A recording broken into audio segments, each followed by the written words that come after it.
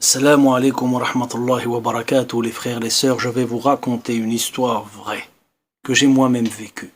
Parce que nous, les êtres humains, on a tendance à juger très rapidement. Et vous le savez, nous manquons de sagesse, nous manquons de patience. C'est ainsi, nous sommes faibles et on juge très vite. Même ceux qui sont des bonnes personnes ont tendance à juger trop rapidement. Que dire des cœurs noirs, des cœurs de démons? Qu'Allah nous préserve. J'étais avec un frère. Quelques années après que je sois rentré dans la religion, on était dans les transports. Et en descendant, un homme s'est mis à pleurer en nous regardant. J'étais accompagné d'un frère qui lui à l'époque, masha'Allah, portait la sunna. On va dire que c'était un ancien. Cela faisait longtemps qu'il était rentré dans la religion, même voire il est né dedans. Il avait la barbe, il avait une belle barbe, masha'Allah. Il sentait le musulman. On voyait à son visage, il dégageait une certaine lumière, parce que ceux qui récitent le Coran, ceux qui se prosternent devant Allah Azza wa Jal, dégagent quelque chose qui se voit. Et donc, vous avez cette personne qui fond en larmes en nous voyant. Nous étions sur le quai, subhanallah, sur le quai d'une station de métro, et cet homme fond en larmes. Et on se regarde et on comprend pas qu'est-ce qui est en train de se passer. L'homme, il devait avoir 25 ans, 25, 28, 30, maximum 30 ans. Et il se met à pleurer, pleurer. Et il pleure comme un bébé. Vous savez, quand la respiration est coupée, subhanallah, qu'est-ce qui est en train de se passer devant nous? Au début, on n'a pas compris. Et cette personne-là, qui s'est mise à pleurer, s'est jetée dans les bras du frère, subhanallah. Il s'est jeté dans les bras du frère. Et il a pleuré à chaudes larmes, comme un bébé, je vous dis. Et on était gênés. Qu'est-ce qui se passe? Qu'est-ce qui se passe? Et il commence à raconter, c'était quelqu'un qui parlait pas beaucoup français. Il commence à lui parler en sa langue. Et il dit, mon frère, il lui dit, je suis homosexuel. Et il lui dit, selon notre religion, je ne rentrerai pas au paradis. Et par Allah le Tout-Puissant, les frères et les sœurs, que ce que je vous dis, c'est vrai, j'en rajoute pas. Wallahi al-Adim, je l'ai vu le frère. Il ne faisait pas semblant. Il était le plus sincère du monde. Il faisait pas du vice. Il jouait pas un jeu. Il était sérieux. Il savait qu'il allait plus jamais nous revoir de sa vie. Il a eu ce besoin à ce moment-là de se confier. Il lui a dit, selon notre religion, je sais que je ne rentrerai pas au paradis. Et il lui a dit, s'il te plaît, laisse-moi te sentir. Par Allah. Et il a commencé à le serrer dans ses bras. Et il lui disait, laisse-moi sentir l'odeur du paradis, au moins une fois. Wallahi, wallahi, wallahi, que c'est terrible. C'est terrible ce que certaines personnes portent dans leur cœur. Maintenant, on essaie de le réconforter. Et lui, il continue à expliquer. Il disait avant, j'étais dans la religion, et il nous a dit que sans aucune explication, quelque chose qu'il ne pouvait pas expliquer, qu'il avait cette attirance vers d'autres hommes. Et le frère à côté de moi, qui parlait sa langue, il lui dit, ne t'inquiète pas, t'es pas encore mort, tout va s'arranger. Et l'autre, il pleure, et il dit, non, non, non, je sais que j'irai en enfer, je sais que j'irai en enfer, je sais que j'irai en enfer. C'est la première fois de ma vie que j'assiste à ça. Aussi vraiment, c'était vraiment, émotionnellement parlant, assez fort quand même, parce qu'il fallait le voir, il fallait le vivre, hein, le truc. Et il était sincère, le gars, subhanallah. Et voir un homme comme ça pleurer à chaudes larmes, c'est pas évident, c'est à la fois gênant et t'es triste pour cette personne. Donc on l'a rassuré, on lui a fait des du'as, on lui a dit que ça allait aller, et il est parti, subhanallah. Et on n'a plus jamais revu cette personne de notre vie. Tout ça pour vous dire quoi, les frères et les sœurs? Par Allah qu'on est méchant. Oui, on est méchant. Wallahi, cette vie, cette dunya nous a rendus méchants. Et Iblis, bien sûr, il a la potion de la méchanceté, et il la jette dans notre âme. Et il sait comment s'y prendre. Parce que lui, il a vu le prototype. Il l'a vu démarrer, cette création. Il l'a vu marcher, il l'a vu parler. Il l'a observé et ensuite il l'a fait tomber. Une fois qu'il a compris comment que cette machine fonctionnait, ce corps fonctionnait, cette âme, eh ben, il a cerné le truc et il l'a fait tomber. Et il sait que nous, on est ultra faibles. Et c'est pour ça d'ailleurs qu'il a refusé de se prosterner devant Allah Azza wa Jal.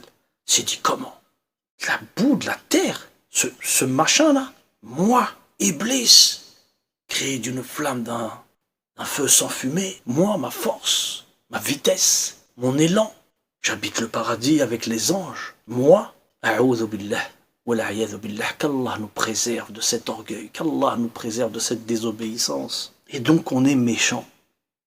Et oui, les frères et sœurs, par Allah que, même si on ne juge pas, eh ben, on n'essaye pas d'aider. Tout de suite, on va cataloguer, c'est un homo, c'est une ceci, c'est une prostituée, c'est un drogué, c'est un alcoolique. Mais subhanallah, il y a des gens qui sont tombés dans l'alcool, ils étaient plus pieux que vous, avant de tomber dans l'alcool.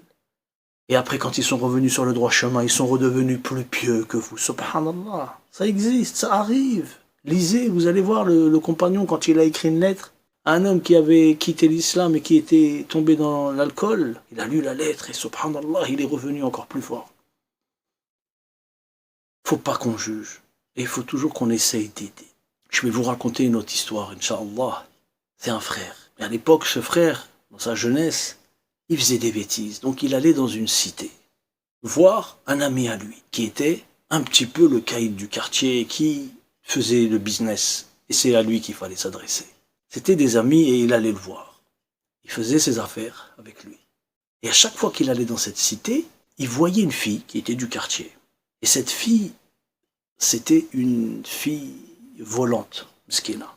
qu'Allah la préserve. C'était une fille, c'est-à-dire, voilà, elle était perdue et elle allait avec le premier qui la demandait. C'était la réputation qu'elle avait dans le quartier. Et tout le monde la traitait comme ça. Mais lui, le frère là qui venait voir son ami, c'est le seul, subhanallah, qui l'a traité avec respect. Il s'asseyait avec elle sur un muret, le temps d'attendre son ami, et il rigolait avec elle. Et il plaisantait avec elle, et il lui donnait du respect. Écoutez bien, il lui donnait du respect. Il la considérait comme un être humain, tout simplement. Et il ne lui montrait pas qu'il savait, et qu'il ne lui rappelait pas son mauvais côté. Et wallah, elle était heureuse. Écoutez bien, 10 ans plus tard, ce frère, il retourne dans ce quartier, il passe par là. Qui c'est qui voit? Le frère là, le caïd du quartier avec qui il faisait du business. Il le voit dans une voiture, avec la barbe, la chalchia, le khamis. Il s'arrête, lui aussi il est en voiture, il s'arrête au même niveau. Ça va frère, etc. Mashallah et tout. Et ils échangent quelques mots. Le frère lui dit, voilà, écoute, j'ai changé de vie et tout, j'ai tout plaqué. Il lui a dit, je suis heureux, j'ai moins d'argent, mais il lui a dit, j'ai la tranquillité dans ma tête. Il a dit, c'est incroyable. Il a dit, je peux pas comparer. Il a dit, j'ai tout laissé tomber et aujourd'hui, alhamdoulilah, je suis heureux avec ce que j'ai. Et à côté, il y avait une femme qui avait un voile. Elle avait le sitar. On ne voyait pas son visage. Et il a vu cette femme à côté de l'ancien dealer. Donc il s'échange des numéros, il se revoit. Il est super content pour lui. Il dit, mais mashallah, t'as combien d'enfants? Et il lui dit, j'ai 4 enfants. Oh, mashallah. Et il lui dit, mais sans indiscrétion, c'était qui la fille à côté de toi? Et il lui donne le nom de la fille là, qui avant Mskina était perdue. Il lui dit, c'est un tel. Et il commence à lui raconter. Il lui dit, tu sais, cette fille en vérité, quand elle était petite, elle a subi des attouchements de la part de son oncle. Et après, elle avait plus de repères avec le sexe. Elle était perdue, ses repères sexuels étaient complètement brisés. Il lui a dit, c'est pour ça qu'elle était comme ça. Subhanallah, d'accord, le frère il comprend et tout. Et vous savez ce qu'il lui dit? Il lui dit, subhanallah frère. Il a dit, quand elle t'a vu, quand elle a su que c'était toi, elle a explosé de joie, elle a pleuré et tout. Elle n'a pas pu se retenir parce que c'était le seul, subhanallah, qui l'a respecté. Allah el-Adim, elle a pleuré. Il lui a dit, quand elle t'a vu, c'est incroyable comment elle a réagi, l'émotion, elle était toute, tu lui passeras le salam et tout. Et vous savez qu'est-ce qu'elle est devenue, cette fille? Par Allah, c'est une histoire vraie. Accrochez-vous ce qu'elle est devenue. Elle a appris l'arabe, le Coran, et elle donne des cours à la mosquée.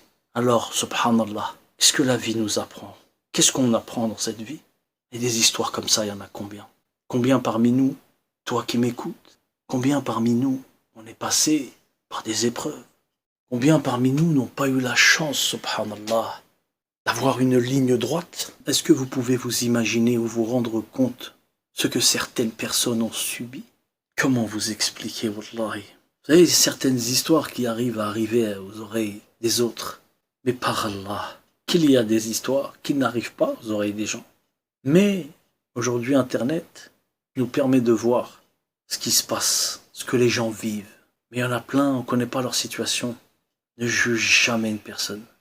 Parce que tu ne sais pas ce qu'elle a vécu. Parce que tu ne sais pas ce qu'elle a dans le cœur. Parce que peut-être que ces secrets, elle ne les a jamais dit à personne. Qu'il soit homosexuel, qu'il soit prostitué, même un facho, subhanallah, même ce que tu veux, un alcoolique, ne le juge pas. Ne juge pas les gens. Ne juge pas les gens. Tu sais pas ce qu'il a vécu. Pourquoi il est devenu raciste?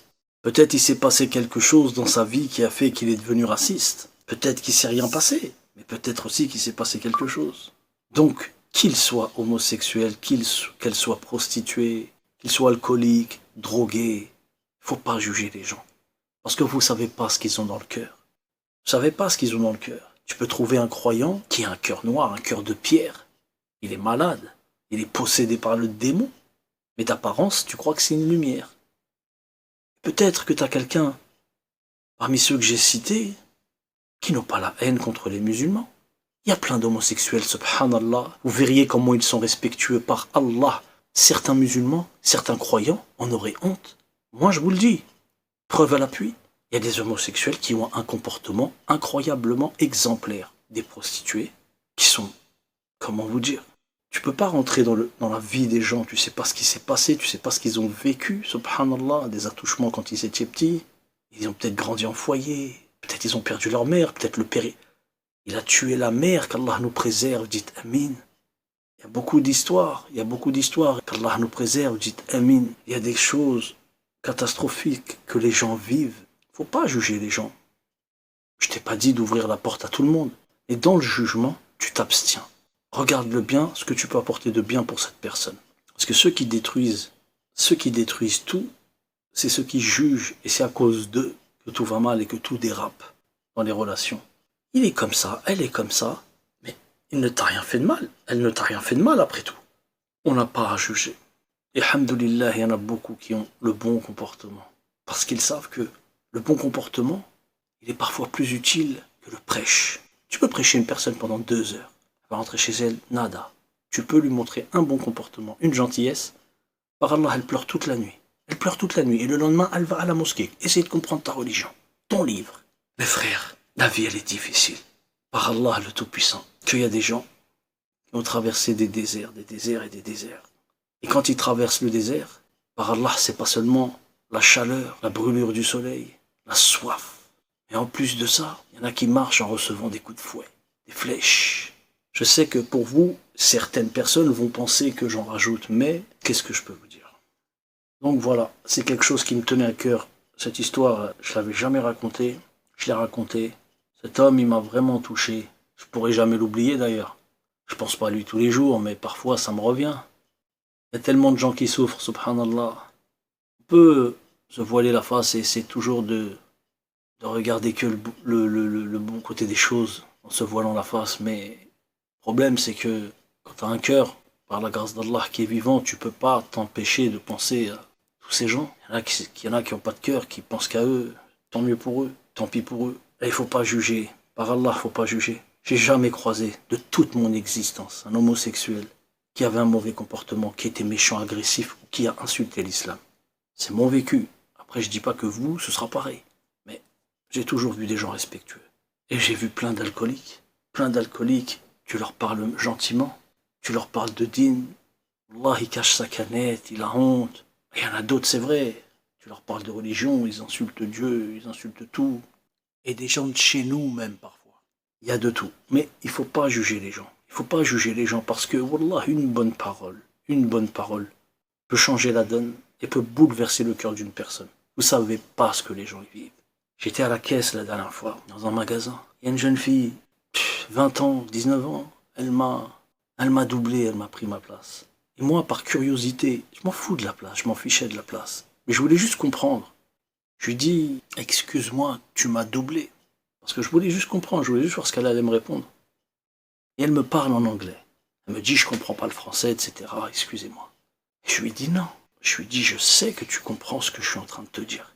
Et pourquoi t'es passé devant moi? Et je vous jure, par Allah, elle s'est mise à chialer comme un bébé. Mais Vous savez, alhamdoulilah, on a une certaine expérience de la vie et on arrive, je dis pas tout le temps, mais on arrive à cerner les acteurs, les bons acteurs, les mauvais acteurs et ceux qui jouent pas un rôle. Donc elle commence à pleurer. Stop. J'ai compris tout de suite. J'ai compris tout de suite qu'il y avait quelque chose qui n'allait pas dans sa vie. J'ai même pas essayé de rentrer dans les détails.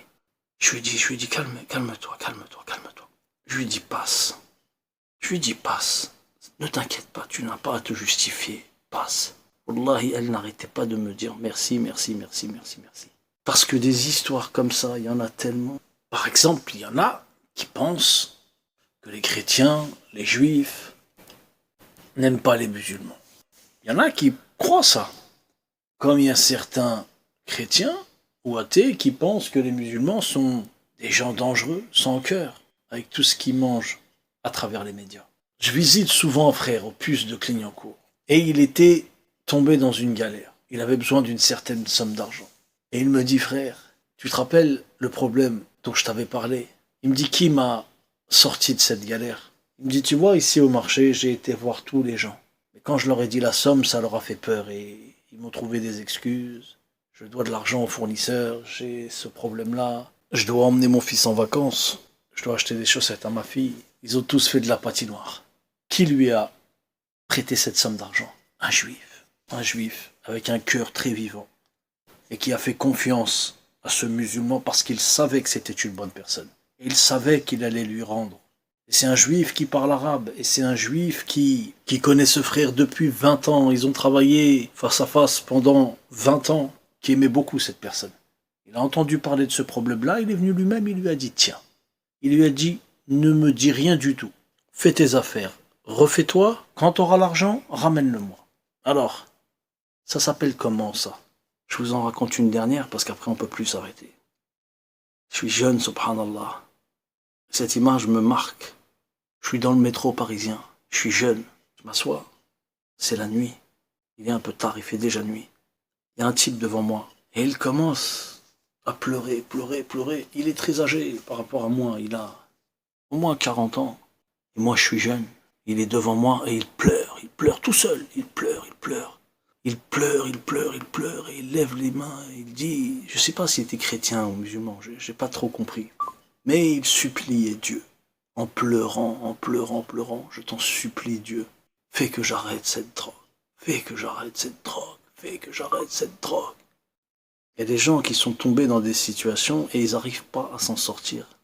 Ils donneraient tout, mais ils n'arrivent pas. Jusqu'à ce que celui qui les a créés décide que ça y est, maintenant c'est fini. Donc voilà, il ne faut pas juger. Il faut qu'on apprenne, il faut qu'on s'entraîne à ne pas juger les gens. Garder une phrase, un mot, quelque chose dans sa tête et à chaque fois qu'on a cette situation qui se présente, on se rappelle. On se rappelle, subhanallah, qu'on n'est personne, nous, qu'on n'est pas parfait, nous, qu'on n'a pas le paradis garanti, nous. Vous vous rendez compte qu'il y a beaucoup de gens, beaucoup d'imams, beaucoup de musulmans qui pensent que le paradis, il est acquis un jour ou l'autre. Mais c'est pas comme ça. Je m'arrête là. Allah Azza wa Jal vous préserve. Ne m'oubliez pas dans vos invocations. C'est tout ce que je vous demande. Cette chaîne n'est pas monétisée. Rien n'est monétisé. La seule chose que je vous demande, c'est des invocations pour votre frère. Et Inch'Allah, vous aurez la même chose. Qu'Allah vous préserve. Assalamu alaikum.